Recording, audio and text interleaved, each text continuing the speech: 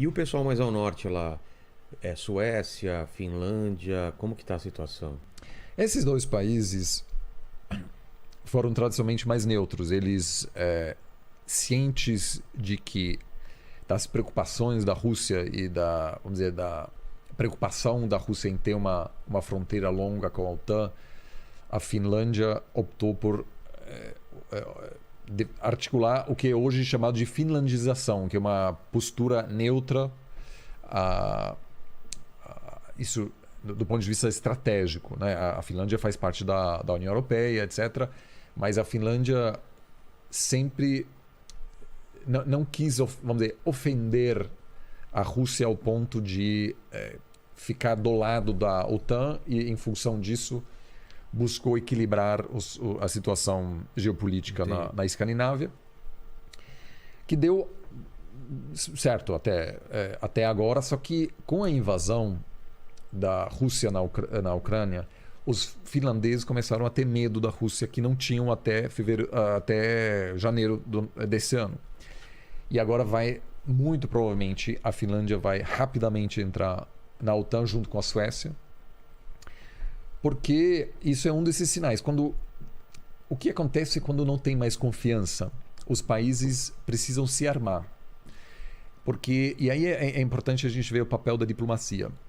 O mundo de estados é anárquico, não existe nenhuma regra de comportamento, de como estados devem se comportamentar, né? Ou seja, tem um mundo anárquico.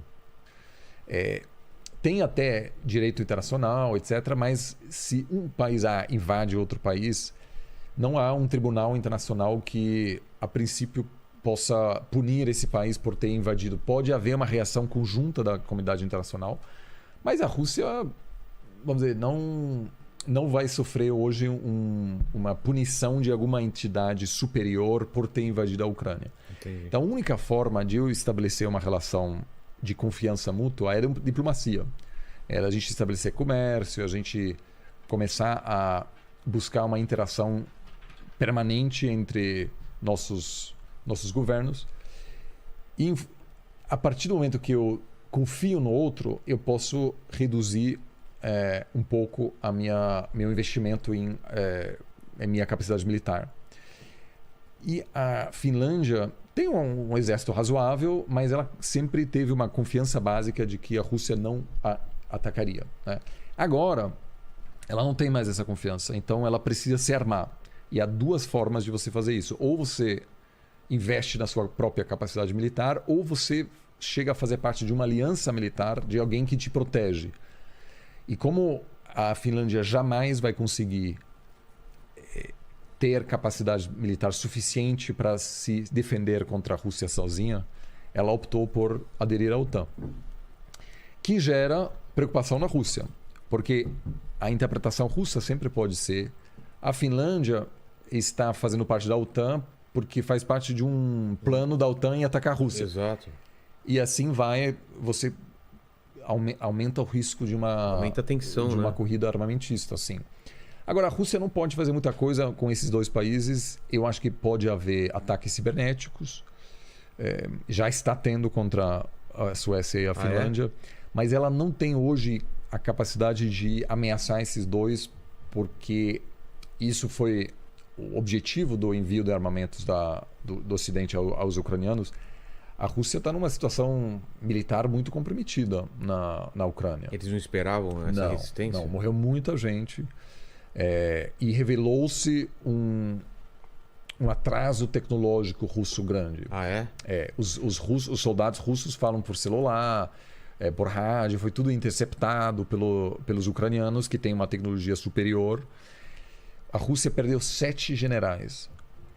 Você não pode perder um general com tanta facilidade assim. A Rússia perdeu mais generais do que em grandes batalhas na Segunda Guerra Mundial. E ela perdeu como? Porque tem duas razões principais por que um exército perde um general. O general sempre precisa ficar longe da linha de frente. Sim. Porque a partir do momento que um batalhão perde general, você tem um caos, porque não há mais, a linha de comando não funciona mais. Então, a pessoa mais protegida de um grupo, de um exército, tem que ser o general, que comanda de longe e diz: o que os soldados precisam fazer.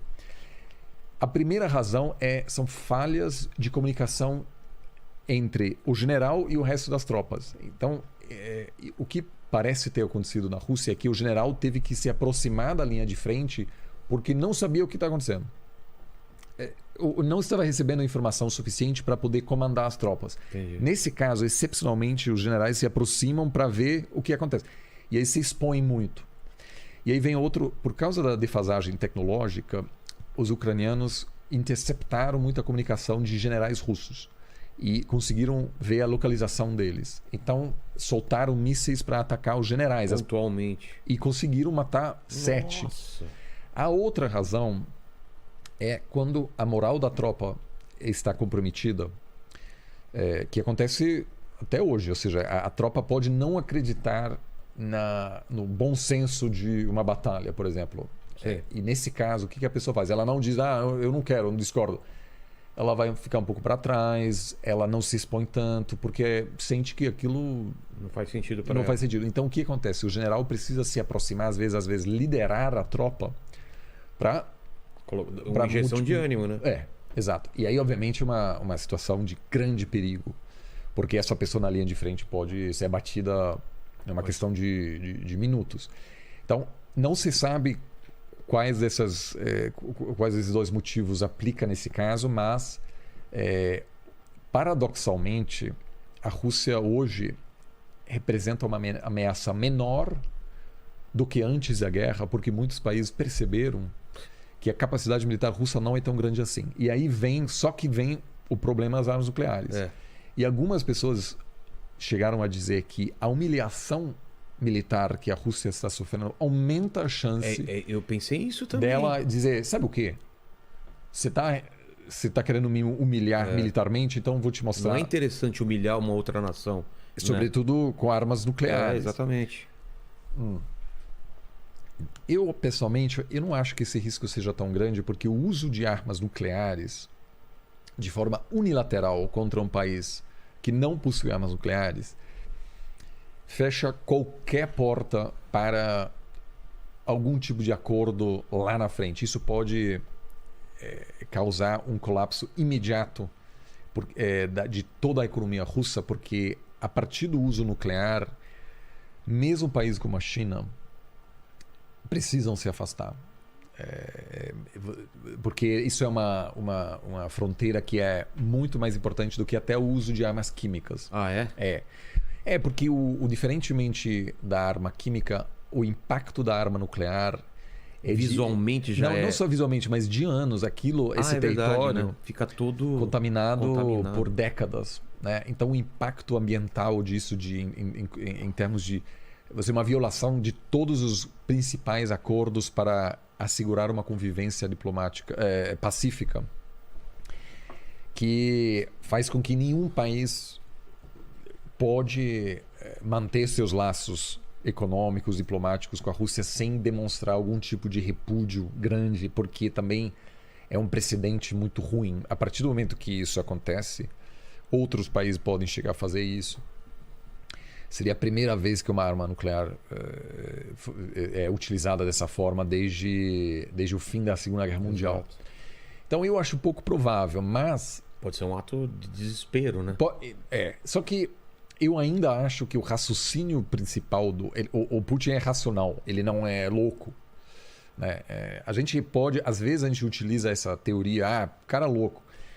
Mas ninguém chega e ninguém se sustenta no topo de uma estrutura política tão complexa sem ser uma pessoa extremamente racional. Até o Kim Jong-un na Coreia do Norte, que se assiste ele na TV, parece um cara de desenho animado. Assim, total. Tá. Mas totalmente racional, porque se ele não fosse racional, ele ia cair em uma questão de uma semana. Tem muita gente querendo derrubar o cara. Ele está lá há anos, cara jovem, e governa porque entende muito bem a situação política. Então, o Putin, eu acho que o ganho militar, o ganho estratégico da Rússia ao usar uma arma nuclear é tão pequeno e o custo é tão alto que eu não acho que esse risco é grande hoje. Agora, tem uma questão. Ele fala do uso de armas nucleares com frequência. E isso é muito perigoso. A gente já chegou a normalizar isso. Putin falando que... vai escalar. Cara, não pode, porque a partir desse momento, que tipo de negociação ainda? É como se um cara na rua sacasse uma arma e falasse que vai atirar. Exato. Não tem como negociar. Então, o Putin, querendo ou não, ele enfraquece aqueles lá fora da Rússia, que defendem uma negociação. Porque é exatamente isso.